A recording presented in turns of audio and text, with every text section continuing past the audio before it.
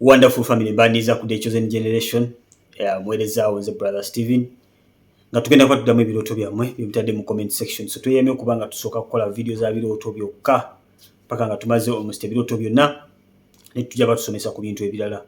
So mikwano obanga oyina ekirooto kyo kiteeke mu comment section tujja batukiddamu okuyita mu videos zaffe. Olwo tugenda kwatuddamu ebirooto byemutadde mu comment section. So mikwano osowuliza video eno paka wegwayo okulaba nga ekirooto kyo kiddibwamu. Mikwano kiddamu bw'olina ekirooto kyonna kyonna kiteeke mu comment section. Ebirooto ebimu bifaanagana n'ebirala. So nja kukusaba bw'omaliza video eno genda ku video zaffe endala zonna olabe tukoze videos zigenda ziwerako kati ezikwatagana ku birooto. Lwaki kirungi nnyo okumanya ebirooto by'oloota n'amakulu gaabyo? Kisookera ddala Katonda y'engeri gy'asinga okukozesa okwogeramu n'abaana be, asinga kukozesa birooto. So kirungi nnyo okubanga Katonda bw'ayogera osobola okutegeera, kubanga bw'otategeera Bayibuli nga bw'egamba nti abantu bange bazikirira olw'okubula okumanya omukisa gukuyitako. Mukama ayinza okuba nga alina omukisa gw'atadde kumpi awo nga buli kimu kiwedde naye nga tosobola kutegeera ki kyakukola kubanga omukisa oba togutegedde. N'ekirala Mukama asobola okuwoninga warning n'ekuyitako bw'etyo n'ozikirira olw'okubanga tomanyi, olw'okubula okumanya, in other words nga totegedde makulu ga kirooto ky'oloose. So kikulu nnyo okuba ng'otegeera ebirooto by'oloota n'amakulu gaabyo. Ekikubiri, bw'ona studyinga video zaffe zino zonna n'ogenda ng'oziddiŋŋana ng'ojja kuyiga nawe kennyini okuvunula ebirooto, ojja kuyiga okuvunulira abalala ebirooto. Kijja kukuyamba nnyo mu bulamu n'emikwano gyo gy'obeera nagyo. Bangi tebamanyi makulu ga birooto, of course abantu abasinga tebamanyi birooto bye baloota n'amakulu gaabyo. So kirungi nnyo okubeera gwe ng'omwana wa Katonda osobola okuyamba banno, nakyo kiba kirungi nnyo ddala. So without wasting time, katugende mu birooto byammwe. Alright, tutandise nani? Tutandise ne Ruth Katushabe. Ruth Katushabe agamba atya: Thank you so much, man of God. May God bless you abundantly. Pastor, help me ndoota nnyo ng'omwana wange omukulu mugabiriranga baby omuto, nyamba kubanga kifunye emirundi mingi nnyo. Mukama ffe omulungi ebazibwe. Sister Ruth Katushabe. Sister Kalush Katushabe aloota agabirira omwana omukulu nga mwana mukulu naye nga amulota amugabiriranga baby. Ekyo tekitegeeza ki? Mukama akugamba wegayirire ku lw'omwana oyo. Yes mukulu naye mu nsi ey'omwoyo muto nnyo. So okubanga omugabirira simanyi wagyali naye nga mwegayirire ate yongera okumubuulira ekigambo kya Katonda. Mugabirire mu by'ekigambo kubanga omuzadde we ate mwegayirire mu maaso ga Katonda. Tugende ku Sister Nansamba Kelea. Sister Nansamba Kelea agamba otya: Pastor, ndoota nnyo nga amannyo gange gavaamu. What does it mean? Because I almost dream it every day. Sister Kelea oloota ng'ovaamu amannyo go. Nakola video ndowooza ebadde latest ng'ovudde ku eno ennyonnyola okuvaamu amannyo kitegeeza in details. So ojja genda ku video ojja kulaba amakulu g'ekyo ekirooto, naye basically ekirooto ky'okuvaamu amannyo kitegeeza kiswalo. Ekiswalo kiba kigenda kujja ku bulamu bwo. Yese mikwano nga bwe mbabuulira buli kaseera, bw'oloota ekirooto kyonna totya ng'omwana wa Katonda. Tewali kintu kyonna Mukama kyaleeta kuzikiriza n'akikulaga. Bw'oba wakuzikirira ng'ogenda kuzikira swadiri nga Mukama tagenda kuyamba, takulaga. Naye Mukama buli bw'akulaga aba ayagala gwe kennyini oyambala amaanyi. Bw'oba nga weetaaga okuba okyokola okukyusa embeera, of course bw'oba kwetaaga kukyusa bikolwa, Mukama aba ayagala okyuse. Bayibuli nga Mukama tasanyukira kufa kwa muntu yenna, kufa kwa mubi. So tewali kintu kyonna kirina kukutiisa. Bw'olaba warning yonna mu kirooto, react, baako ebintu by'okyusa. So sister waffe Kelea oloota ovuddemu amannyo, wateeka okuba nga waliwo ekintu ekiyita ekiswalo ku bulamu bwo. Either wayinza okubaawo ekibi ky'otanaba kwenenya ky'otambuliramu, oba nga kiva ku myoyo gy'ewammwe eyo mu ancestral spirits, emyoyo gyo lubaale biki egyo emyoyo bwegityo nga gye gyagala okuba nga gireeta ekiswalo ku bulamu bwo, n'amaanyi g'ekizikiza n'ebintu ebirala. Amaanyi g'ekizikiza mangi, waliyo mayembe, biteega, biki.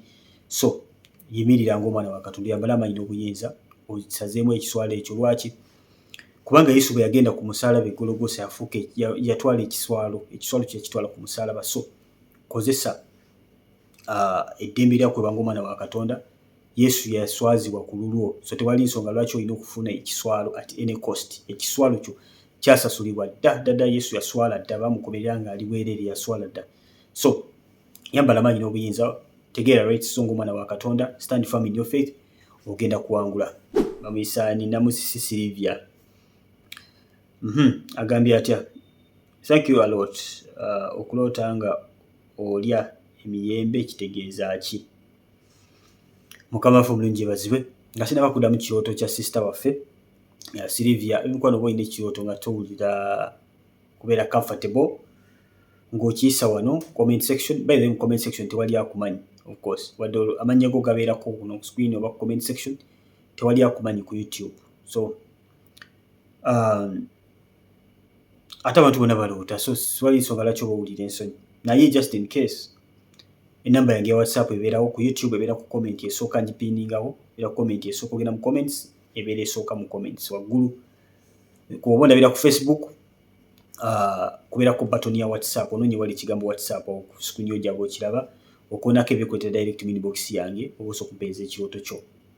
Bujja mu inbox yange ebirooto biba bingi nnyo, so nja okusaba ogumiikirizeeko paka nga nkuzzeemu. So kyekyo, Sister Sylvia, okuloota ng'olya emiyembe, emiyembe kibala. So ebiseera ebisinga Mukama baakugamba nti bala ebibala. Oluusi bwe giba oloota olya emiyembe mingi, Mukama agamba ebibala ebyenjawulo, oba si ekyo ebiseera ebisinga okulya ebibala kitegeeza omukisa. So ono bamuyise Sister Sharon Mirembe agamba atya, good morning Pastor, I always dream when it's my wedding day, naye nga I'm not yet dressed. Sister Sharon oloota akaseera ko kambaga naye nga tonnaba kuyambala. Ekirooto kino kitegeeza nti ebiro byo bituuse, esaala z'Omukama aziwulidde, ebiro byo bituuse, naye toli ready. Mukama ebiro bye yategeka okuba ng'oyingira mu bufumbo bwo, okuba nga ofumbirwa bituuse, naye gwe kenyi teweeteeseteese. Osobola okuba nga teweeteeseteese otya? Osobola okuba nga teweeteeseteese mu bintu bingi, mu birowoozo nga teweeteeseteese, oba nga teweeteeseteese toyigiriziddwa kimala ng'omuntu bw'alina okweyisa ng'agenze mu bufumbo, twatendinze gundi zigenda kukuyamba. So nga ebiro byo bituuse but you're not ready. Kitegeera. So ebiro okutuuka n'omuntu okubeera ready byanjawulo. Osobola okuba nga ebiro byo bituuse naye nga teweeteeseteese. Okweteekateeka kuba kukwo, naye Mukama ebiro aba yabiteekawo. Kati buli bw'osaba ebiro biba bikola ki? Bituuka. Naye ekibuuzo kiri nti bw'oba omaze okusaba Mukama ng'aleeta ekintu weeteeseteese. So nja kukuwa amagezi sister wange, Mukama mubuuza akulage okyalaaginga wa okyalaaginga. Twatendize semina zimala kiki. Ono bamuyisani bamuyise Angela Namutebi. Sister Angela Namutebi agamba atya, praise God Brother Stephen, for me I dreamed while collecting money from my 2 brothers and 1 sister, but everyone gave me 10,000 shillings at that very day in a dream. Then I woke up. Ono Sister Angela yaloota nga baganda babalinzi babiri bamuwa sente, buli omu n'amuwa omutwalo gumu ne sister we omu. Ebiseera ebisinga bw'oba ng'oloota sente mukisa, kiba kitegeeza mukisa. Baganda bo bano waliwo emikisa 3 gigenda okujja mu bulamu bwo, emikisa 2 gy'olaba egy'abaganda bo then ne sister wo. So waliwo emikisa 3 gigenda okujja mu bulamu bwo, naye beera very careful. Beera very careful. Yes, kubanga onabuzabinga emikisa gino. So saba. Ayi mukwano, Mukama bw'akulaga ekintu webale kusanyuka, naye saba, kubanga ebiseera ebisinga Mukama almost buli kintu kyakulaga omala kuyimira mu kusaba ekintu ekyo okubaawo. Ate era ne bwe kiba nga kibi Mukama n'akikulaga era olina kusaba ekintu ekyo okuvaawo. So byonna bitandikira mu ssaala ate byonna biggwera mu ssaala. So emikisa gino okumanifestinga eri obulamu bwo sister wange, yingira mu ssaala osabe paka nga Mukama akikoze. Yes, ono bamuyisani Waiswa David agamba atya, many times I dream about when I was doing exams, naye nga basolooza exams nga sinnaba kumala, oba kitegeeza ki? Bw'oba ng'oloota olaba okola exams, video nagikolako emabega kaawo naye yokola ebigezo, mujja kuddayo mugirabe. Kyobola mbagamba nti kirungi nnyo okuba nga at least buli lunaku ojja n'olaba at least video kirungi buli lunaku okwangula video noba nga wagiraba n'oddamu ne wejjukanya buli bw'ogiraba ojja kulaba ng'oyigayo ekipya ate Mwoyo Mutukuvu ng'ayongera okubikkulira. Olw'otta okola ebigezo ne basolooza empapula nga tonnaba kumaliriza, ekintu ekyo kibi, kitegeeza failure mu bulamu. Kitegeeza failure ng'ate etambulira ku mwoyo gw'obutamaliriza. Mumanyi omuntu atandika ekintu n'atakimaliriza. Guno omwoyo ye omuntu atandika ennyumba n'atamaliriza. Aba ne pulaani nnyingi nnyo nga nnungi era n'okuzitandika n'atandikako naye nga tasobola kugimaliriza. Guno omwoyo mubi nnyo. Aba ne pulaani ze nga nnungi era atandika bulungi ng'alaba zigenda tutambula bulungi. Naye guno omwoyo ne gujja ne gukuba buli kintu kyonna n'atamaliriza. Ky'ova olaba aloota ebigezo bimuwadde, yes asobola obikola naye n'atamaliriza lwa nsonga nti omwoyo guno gujja ne gukuba buli kintu kyonna. So muganda wange Waiswa, yes, muganda wange Waiswa David, lwana yigira olwana olutalo. Nabagamba buli kintu kyonna ky'owulira totya, ayinza okuwulira ekirooto n'ogamba bannange nze nga nfudde. Nabagamba tewali kirooto kibi. Tewali kirooto kibi. Ekirooto kasita okitegeera oba otegedde ekyakusiba. Bw'otegeera omulabe wo tekitegeeza nti kibi, oba otegedde oba omanyi engeri gy'ogenda okumuwangulamu. Omulabe gw'otamanyi ogenda muwangula otya? So Waiswa, bw'oba oli mu kusabasaba ng'okuba ku target, omwoyo gw'obutamaliriza, olimo sitaiki okutandika ebintu bingi nga tobimaliriza singa tojjawo omwoyo guno. Amaanyi n'obuyinza bwakuweebwa. Buli muntu yenna ali kuno olina amaanyi n'obuyinza oba ng'oli mulokole. Olina amaanyi n'obuyinza bwakuweebwa okuva ku Mukama waffe Yesu. Yagamba mu Luka 10:19 nti laba mbawadde amaanyi n'obuyinza okulinnya ku misota n'enjabe ez'obusagwa na buli maanyi ga mubi tewali kiri bakola obi n'akatono. Emikono nkiddamu tewali kiri bakola obi n'akatono. Wether musambwa, wether biteega, wether lubaale, wether mayembe, kabive mu nnyanja, kabigende waggulu, kabikirire wansi, tewali kisobola kuwangula ng'omulokole as long as oyimiridde mu buvumu. Mukama waffe omulungi yeebazibwe. So Katonda yagamba Joshua, have I not commanded you, be strong and courageous. So naawe yimira ng'omwana wa Katonda, tewali kikutiisa. Okay? Mwambala amaanyi n'obuyinza, bana saved generation. Mwambala amaanyi n'obuyinza. Kale, bamuyise Namata Elizabeth agamba atya. Praise God. Steve, I dreamt when my sister is giving me a white dress and a watch. At first I refused them, and our last born took them away from me, and after I removed from her by saying your time is not yet. It will reach when I have finished producing and weeding. Mukama waffe omulungi yeebazibwe. Nze mu bufunze ono sister waffe yaloose nga sister we amuwa ekyambalo ekyeru n'essaawa ate n'abigaana. Ate asibwe namala n'abimuggyako n'amugamba bireete wano, namala n'abimusikola nga bireete wano. Gwali obadde naye fine n'agamba bireete wano essaawa yo tennaba kutuuka. So Mukama akulaga sister Nyamata Elizabeth ebiro bye bituuse. Okay? Naye ebiro bwe binaakuyitako mutoowo ayinza okukuleka ate ye. So Mukama yagala kutandika naawe then abalala baganda obagoberere. So otegedde ng'ebiro bituuse golokoka lekera okwebaka. Yambala amaanyi n'obuyinza. Toyinza kwebaka mu biro bya kukungula. Bulijjo biro by'okusiga teweebaka, onoonya Katonda. Kakati biro bya kukungula sizoni yetuuse, toyina kwebaka, otherwise amakungula gajja kuvundira ku nnimiro. So yimirira ng'obudde bukyali, otherwise bw'onaayitako no expiringa sister wajja kuyitako, tekijja kuba kirungi gy'oli, kijja kuba kiswalo gy'oli. Ono bamuyise Super Lady, praise God Musumba. I am winning from Saudi, but most dreaming my boss doing evil to me. But in other dreams, I end up overcoming them. Like I dreamed kidnapping me, but finally, I roasted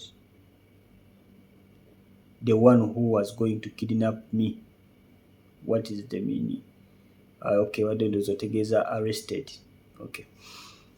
Ono sister waffe aloota nga mukama wayina ebibi byamukola, naye mu kirooto alaga nti namala nakola kinaawangula. Ate n'ekirala yamulootako ng'amuwambye, namala n'amukwata, yali agala okumuwamba. Kitegeeza ki?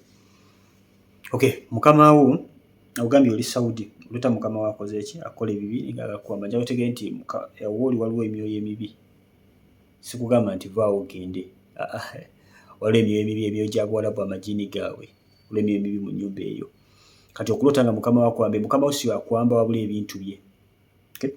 Kuba nawe ng'omwana wa Katonda bw'oba osaba Katonda mukama wo, ebyo by'oloota egyo emyoyo gya mukama wo gye basinza amajini gaabo abasajja. So ge gakuwamba mu nsi ey'omwoyo. Lwaki gakuwamba? Wuliriza bulungi wano. Kubanga oli mwana wa Katonda, oli mulokole, oli maanyi ga njawulo mu nnyumba eyo. So buli wobeera ng'oli mu nnyumba eyo tolesitinga mizimu egyo. Emizimu egyo tegiwulira bulungi kubanga oyokyamu.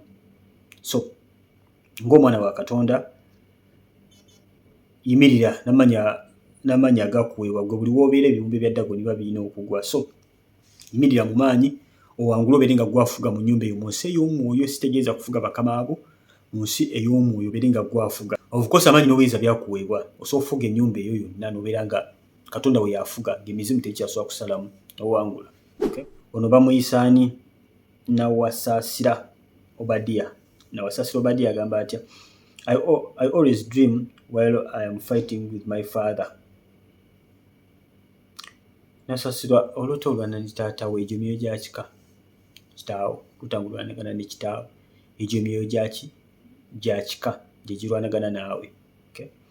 Nja kikomyawo. Ono bamuyita ani? Derembe Enos. Derembe Enos agamba ati help me the meaning of collecting firewood. Okuloota ng'okyaba enku. Mukama waffe omulungi yeebazibwe. Okuloota ng'okyaba enku mukwano kitegeeza kusaba. Kyoto kya kusaba kubanga enku tuzikuŋŋaanya kukola ki? Kukuma muliro. So okuloota ng'otyaba enku mukwano weekumeko omuliro. Weekumeko omuliro mu nsi ey'okusaba. Bayibuli egamba kubanga oyokya toyokya, onyoka tonyoka kandi bwetegefu okusesema. So omulokole olina okuba ng'okola ki? Oyokya. So Mukama akubanja okuba ng'onyiikira okubanga musaala kubanga oyokya mu nsi ey'omwoyo ng'oli kyoto ekitambula. So kuloota ng'okyaba enku kitegeeza nti yingira improvinga mu life ye ey'okukola ki? Ey'okusaba. Bw'oba osobola yingira mu kusaba n'okusiiba okoleeze buto. Ono bamuyita Flora Akech agamba atya? Praise God pastor, what does it mean to dream about pigs every single time?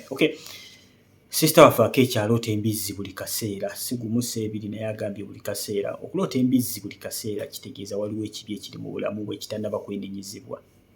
Embizzi. Abamu oloota ogizimbira ennyumba, abamu oloota eri awo ogiwa ebiwata, abamu oloota otambula nayo, abamu oloota eggoba. Mukama bakulaga nti waliwo ekibi ekikyali ku bulamu bwo. Nga either okimanyi oba nga tokimanyi, oba okikola okimanyi nti kibi n'okukitegeera okitegeera naye nga okyakiremeddeko. So buli woloota ng'olina embizzi, abamu oloota embizzi mukola mutya ng'oli nayo giweeweeta, ng'ogiweeweetaweeweetako. Abalala nga obeera nayo naye nga mu ntiisa gubizzi gunene gwagala kukuluma naye ng'ogukolako omukwano. So buli bw'oloota embizzi ebiseera ebisinga abeerawo ekibi ekiba nga kiri unrepented. Kurepentinga kitegeeza kukyuka bimikwano. Tugamba nti ate nnenenya buli lunaku. Repentance is to turn away. Repentance is to turn away. So si kwogera bwogezi bigambo nti Mukama ansaasira n'enkya n'oddamu ne luli. No. Kitegeeza kubayo ttaani. Waliwo ekintu ekyali mu bulamu bwo Mukama kyaggaanye. Era ng'okimanyi oba nga tokimanyi ky'olina okukyusa mukwano gwange Akech. Bamuyisa ani? Najjita agamba atya? Naloota nga I'm back to school nga nkola paper ya physics naye nga sirina kimanyiimu. Yes, sister ffe Najjita, okuloota ng'okola paper ya physics nga tolina ky'omanyiimu. So okebere ensoma ya Bayibuli eyimiridde etya? Most of the times abantu abaloota ekirooto kino bate basoma bulungi Bayibuli. Kebere ebintu ebikutwalira obudde obwonna budiverting obuze mu Bayibuli, ntegeeza social media n'ebintu ebirala. Buze mu Bayibuli, kigambo kya Katonda. Olabe oba ekirooto kino kinakyuka. Naye most of the times abantu abaloota ekirooto kino either babeera n'ebikolwa ebibi nga tebanaba kukyusa karakita zaabwe, either omuntu ono most of the times abantu abaloota ekirooto kino either abeera alina karakita etannaba kukolebwako oba nga tasoma bulungi Bayibuli ye. So ekimu ku ebyo kijja kuba kituufu. So weekebere gwe kennyini ojja otegeera ekyokukola. Bwebanga ebikolwa byo si birungi, enneeyisa yo si nnungi, improve. obanga tosoma Bible yo kaseera katuusa obenga studying Bible yo carefully ate buli kaseera spend your hours in your Bible. Olwamisani Jessica Namakula. Sister Jessica Namakula ogamba otya? Praise God Pastor, me I dreamed when someone is showing me my husband in a golden house, and in a dream I was told to go and get prepared. 2. I dreamt when my pastor is sending me in a conference. He told me to go and represent them. I had an odd ring on my finger. He removed it and threw it away and told me to go. What does it mean? Sister of Jessica alina ebirooto bye bibiri. Ekisookera ddala yaloota nga omuntu amulaga omwami we mu nnyumba eya Goloti. Okay? Ate mu kirooto kyekimu ne bamugamba genda go and get prepared, genda weeteeketeeke. So basically Jessica mukama kyagezako okulaga nti akimanyi nti oyagala omwami we era amuteeseteese, amutaddewo mu nnyumba eya Goloti. Omwami jaga okugamba nti mulokole. Okay? Mu nnyumba eya Goloti gwe mubiri gwa Kristo. So omwami waine ate okubanga mulokole, ate mulokole mulungi, ategeera Katonda, kwegamba Mukama yagala ba omukisa mwembi babiri. Naye mu kirooto kino Mukama alaga nti toli prepared, so talina buzibu n'ekyo wabula akugambye go and get prepared. Kati ogenda preparing otya? Kyekirooto kino ekyokubiri walabye nga musumba wakusindika mu conference, and musumba wakusindika mu conference oba representing, ate ng'olina empeta kuki ku ngalo n'agikuggyako n'agikasuka. So okupreparinga mu nsi ey'omwoyo obadde mufumbo, oyinza oba toli mufumbo mu buliwo sikumanyi, naye kinjaga otegeere nti obadde n'empeta ku mukono, kitegeeza nti mu nsi ey'omwoyo waliwo ki spiritual husband ekibadde kyakuwasa nga kibadde kipreventing obulamu bwo, naye nga bwalabye mu kyoto ng'empeta eyo bagiggyeewo, kitegeeza ekyo Yesu akiggyeewo. Okulanga empeta musumbawo, olota musumbawo ebiseera ebisinga mu kyoto abeera representing Katonda. So waba alina kyakoledde kyonna ekyokusumululwa, kitegeeza ekintu ekyo Yesu akikoze eki, akiggyeewo. So omulala ng'akuggyako ekiwete ekyo ng'agikasuka. Kwe kutandika okuteekateeka mukwano gwange nekyala nakusindika mu conference. So kyenja okusaba tandika okukebera kuno ku YouTube kuliko singles conference, kebereze mutundu ennungi nnyo, obeere ng'oyiga, tandika okweteekateeka, studying omukazi nga bw'alina okweyisa mu maka, studying buli kintu kyonna, atukkirize okyuke. Kiriza okyuke, omulembe gw'ensi eno gwesonyiwe. Omwami Katonda wagenda okuwagenda kuba mulokole. So naawe manya Katonda kyayagala. Omukyala alina kukola ki? Yingira conferences osome otegeere ky'olina okukola mukwano gwange, kubanga Mukama amaze okusumulula era n'omwami bamuteeseteese sawa yonna. Ono bamisaani Namuli Sita Namuli agamba atya? Mukama yeebazwe brother, weebale kuweereza. Nange nina ekirooto, naloota boosi wange avubye ebyennyanja bingi nnyo, nga waliwo empuuta nga nnene nnyo ng'agyentisse, kati nga nze nkuŋŋaanya engege naye nga zikyali nnamu, kyokka boosi si mulokole siraamu, kitegeeza ki? Boosi waffe yali avuba ebyennyanja. Boosi waffe yali avuba ebyennyanja bingi nnyo nga mulimu empuuta nnene ng'agyetisse ku mutwe, naye nga nze nkuŋŋaanya ki? Engege ennyingi. So Mukama wakulaga nti agenda wa omukisa boosi wo. Mukama agenda kuwa omukisa ani? Boosi wo. Naye nawe agenda kuwa omukisa, naye agenda kubawala kubanga gwe oli awo. Okay? Waliwo omukisa Mukama gwawa abantu olw'abantu okubeera nabo. Jjukira bulungi nnyo Yusufu yagenda nga bamutunze mu buddu, baganda be bamutunda. Bwe yagenda mu nnyumba ya Potifa n'afuuka omukisa mu nnyumba eyo. Omusajja n'agaggawala lwakubanga alina omuntu aliko omukisa mu nnyumba ye. Okay? So kyekimu kyekyali ku Yakobo. Yakobo yagenda n'adduka ng'atya muganda we Esawu okumutta, n'adduka n'agenda. Bwe yatuuka ewa Labani yali musajja mwavu, Labani n'agaggawala lwakubanga Yakobo yali alunda embuzi ze, yali alunda buli kimu, n'agezaako n'okumukumpanya emirundi mingi nnyo. Za story mwena mugimanyi bulungi nnyo. So waliyo abantu nga baliko omukisa, nga batambulirako omukisa, ng'obeera naye mu bizinesi yo neeraba omukisa. Kakati Mukama kyagezaako okulaga weewa omusiraamu ne Mukama agenda mu blessinga lwakubanga gwe ate nawe agenda kuwa omukisa. Kale